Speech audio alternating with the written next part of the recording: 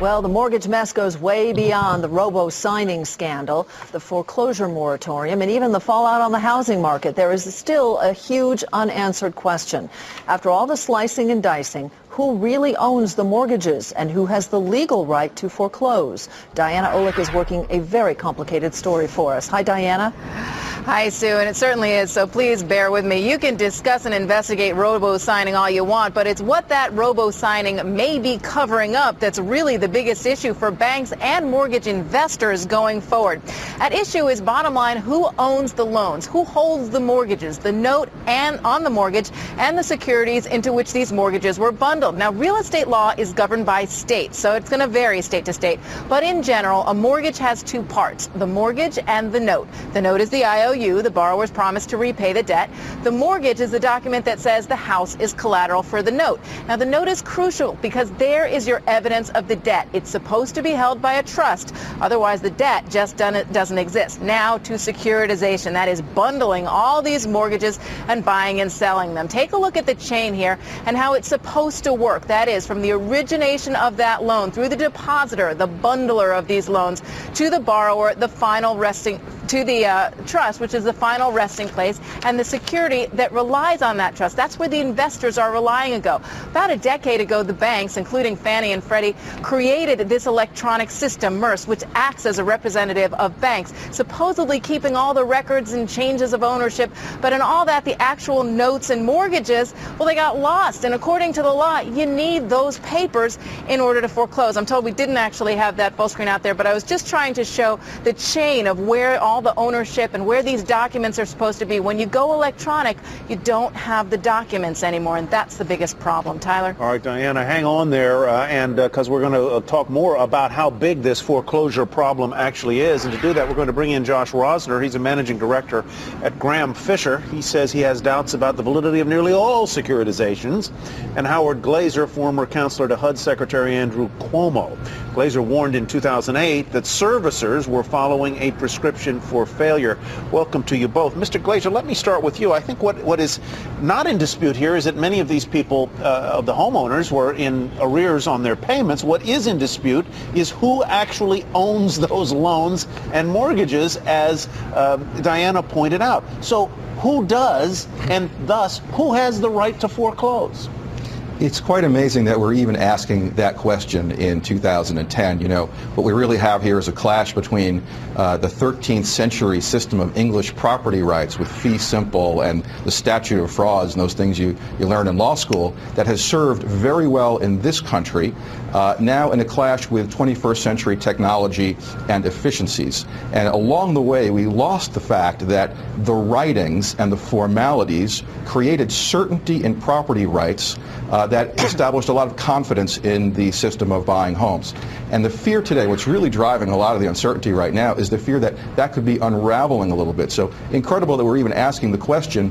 We forgot to do the formalities, and the writings are important. They're not just legal niceties. Mr. Rosner, you know, when you slice up these documents the way I understand securitization to have done, can you ever hope to really find out who owns what in this process? Well, the custodian should have all of the documents, should have all of the original documents, and essentially what you have is a chain that has to happen. Who is that custodian? Is it MERS, or is it J.P. Morgan, with whom I have my mortgage, or who is it? Well, it depends on a deal-to-deal basis. You have the bigger issue is, does the custodian hold the note, but more than that, has it been assigned correctly each step of the way? So before the trust can be said to own it, there has to be a delivery and acceptance receipt from the originator to the sponsor, a delivery and acceptance receipt from the sponsor to the depositor, and one from the depositor to the trustee. Then the custodian has all of that and the original notes, and has to have all of the original documentation. That seems to be problematic here, and a lot of the original documents don't seem to be there, and there seem to be broken chains along the way. So, Josh, how big do you really think this is? I mean, on my notes it says that you think basically almost all securitization has to be questioned at this point. Is that a correct read or no? That's not a correct read. The correct look, a part of what happened is most of the loans were transferred to the trust, ultimately from the originator to the trust, in blank name. You can do that, but that makes it a bearer instrument. And when it becomes a bearer instrument, you then have, as Howard pointed out, the formality of each step along the process, making sure the assignment was done correctly. Had it originally gone from the originator or sponsor to the trust where it was assigned specifically to the trust, you wouldn't have had that problem. Frankly, MERS, which is a well-intentioned and smart idea, seems to have actually mucked it up a little bit in terms of the way we've seen the system break down in terms of the documentation. Right. At this point, you know, we've got the servicers who've been fighting mortgage note investors on putbacks of individual loans on reps and warrants for the past couple of years, refusing to open up the credit files and refusing to show what they have, and you start wondering if this isn't part of the reason. Right. Diana, why don't you weigh in terms of what you've heard, guesstimates or estimates on how many of the foreclosures would be considered illegal? Well, that depends on what the court deems illegal. I mean, look, the foreclosures that were there, bottom line, have to do with people not paying their mortgages. Now, I'm sure there are going to be examples out there of the odd person who didn't have a mortgage and got foreclosed on, or some person who got pulled in some bizarre way. But 99% of these foreclosures are simply people who did not pay their loan. So are the foreclosures legal? Are people allowed to stay in their homes without paying their debts? No, they're not. So they are legal. When you get down to the paperwork of it, that may in fact become more of an issue between the investors in these loans and the trusts and the lenders and the banks, rather than having the borrower, because at some point we have to get to the bottom of this. That is, if a borrower's not paying, do they get to stay in their house for free? This is such this is such an unanswerable question then. I mean, it seems like there's going to be months and months of legal wrangling to try and work all of this out. Howard, when do you think we'll get any kind of a clarity on this issue?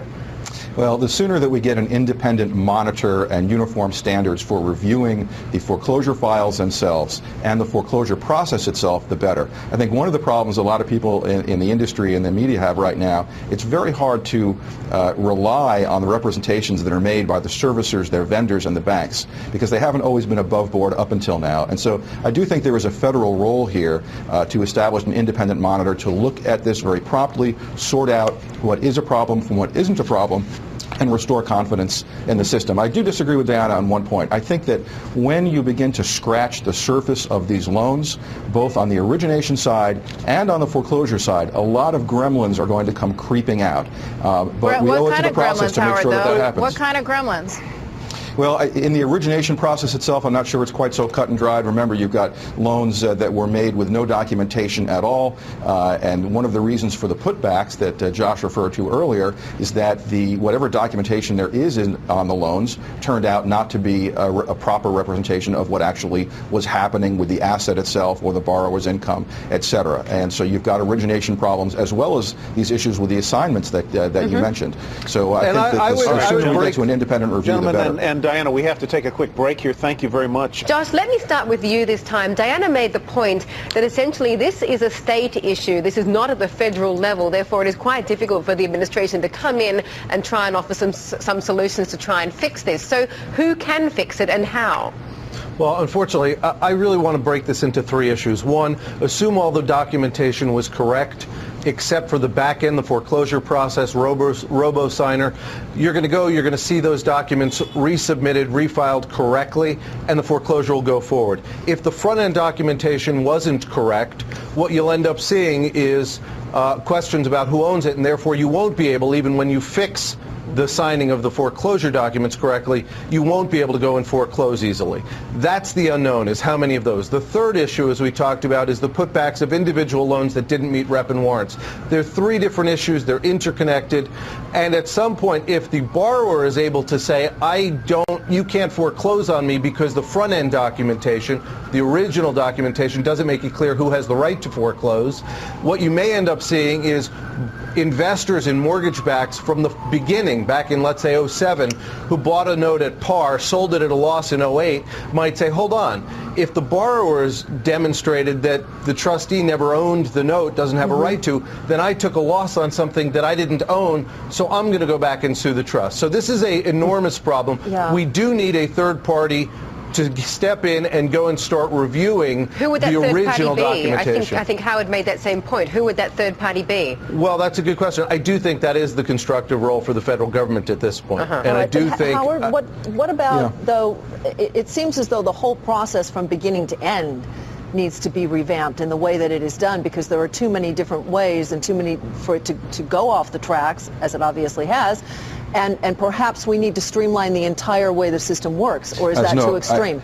No, it's not too extreme at all. At least from a going forward basis, we're going to need some more standardization and uniformity and oversight. You know, we just passed a financial regulatory reform bill that redid the whole securitization process as well as the origination process, but didn't really look very much at these issues of how property rights are transferred and foreclosed upon. Foreclosures are primarily determined by state law. That means there's 50 different ways to do this, and your foreclosure process in a non-judicial state and a judicial state are completely different. It's 2 days in one state, it's 3 months in another, and all the protections are different. Wow. We have a national housing crisis, a national foreclosure crisis. We're going to have to look at some national standardization of the foreclosure process if we want to return certainty for both borrowers and investors. Diana, I know you want to, excuse me, I want to get Diana back into the conversation, but I want to ask you, Diana, one of the things that's buzzing around in my head here is a fear that I, who haven't been foreclosed upon, who pay my notes and do all that stuff,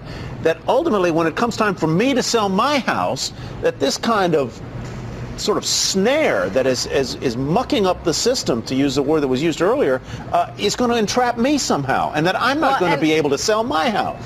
And I'm guessing there are an awful lot of folks out there wondering the same thing, and that comes down to the title insurance issue. Look, you've got a lot of title insurers out there very concerned because they're the ones who take the losses if the title to that home is not free and clear. Now, the bulk of us would probably be able to sell our homes because we'd pay off the mortgages in the sale. So who owns it is really not the issue once it's paid back. It's really when you're in trouble on the mortgage. But again, it's that sense of confidence, that lack of confidence in the housing market, because look, 1/3 of the market was sales of distressed properties. Now all of a sudden that's gone. So now you've got 2/3 of the market left. That is a very wary potential buyers and sellers out there worried that this entire scandal is not only going to bring this entire thing to a halt, but it's going to lower home prices in some way because it's going to keep folks out of the market. It's not going to clear those foreclosures through the system, which we need to do. And so where do you go from here? How do you reinstill confidence? We got about 20 seconds left. Josh, do you want the final word?